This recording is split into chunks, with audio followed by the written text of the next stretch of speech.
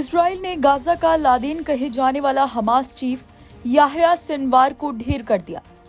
Yahya Sinwar का खात्मा Hamas के लिए बहुत बड़ा झटका है। दरअसल इस्माइल हानिया के मारे जाने के बाद याह्या सिनवार हमास का चीफ बना था। याह्या सिनवार को 2023 में इजराइल पर किए गए हमले का मास्टरमाइंड कहा जाता है। इस हमले में इजराइल में 1200 से ज्यादा लोग मारे गए थे, जिसके बाद से ही इजराइल बदला लेने की फिराक में था। आखिरकार याह्या सिनवार को इजराइल ने ढेर कर दिया।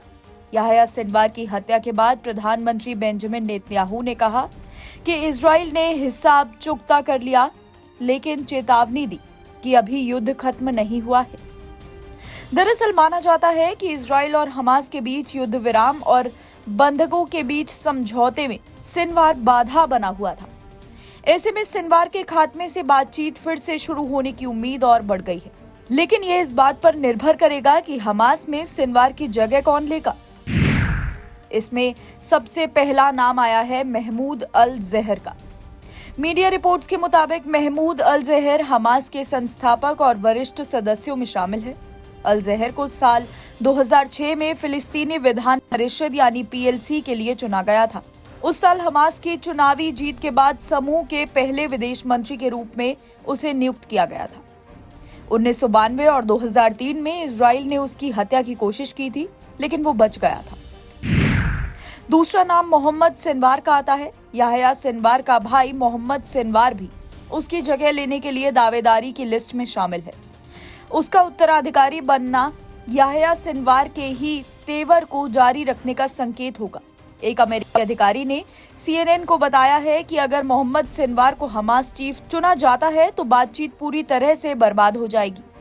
एक पूर्व अधिकारी ने उसे अपने भाई के जैसे ही कट्टर विचारधारा वाला बताया है।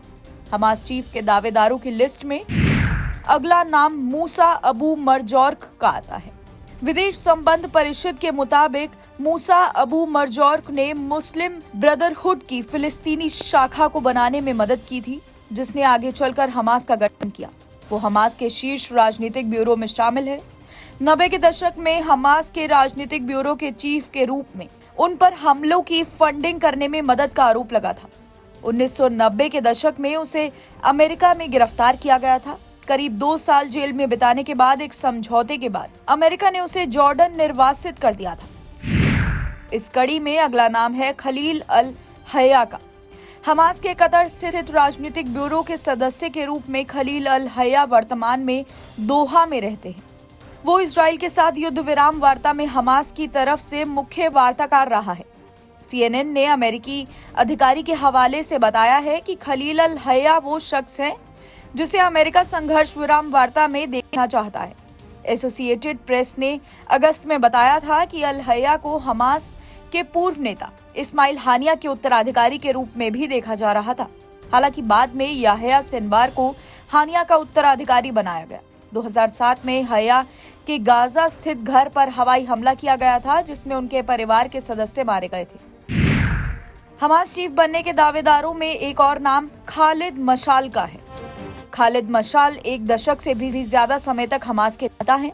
हालांकि हमास के राजनीतिक ब्यूरो के पूर्व नेता रहे मशाल का दोबारा चुना जाना मुश्किल होगा। उन्होंने सीरियाई राष्ट्रपति बशर अल असद के खिलाफ पिछले विद्रोह का समर्थन किया था, जिसकी वजह से ईरान के साथ उनके मतभेद पैदा हो गए थे।